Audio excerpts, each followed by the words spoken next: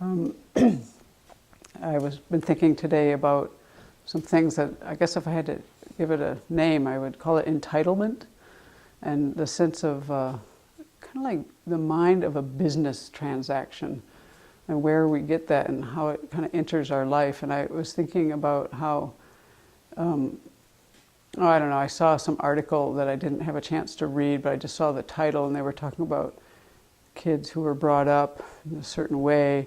Then when they finally run into what we all run into, where not everything goes your way, that they had this kind of sense of why me, not like they were depressed or anything, but like more the proud kind of like, this isn't supposed to be happening, and and that kind of thing. And I was just thinking about our conditioning. I find this helpful to think about, like, why does my mind go there?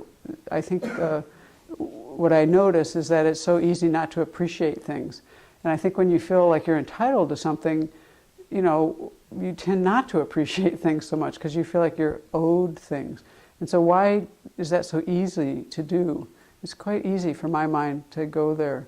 And I think, I was thinking about one of my teachers that made me very aware of, he always goes, "This is business." He doesn't speak English as his first language.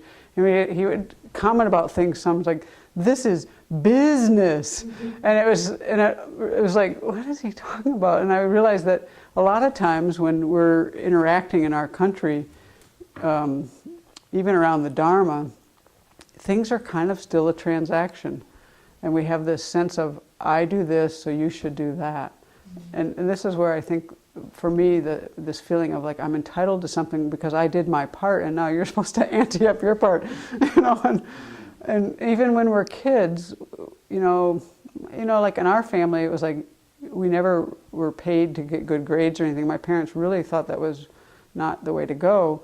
But still, there's so many ways where you kind of learn, like, if I do this, then I get this. And there's a lot of conditioning that way. In fact, I think we're mostly trained that way, for the most part. I don't really remember ever suggesting that I just joyfully give because it feels good.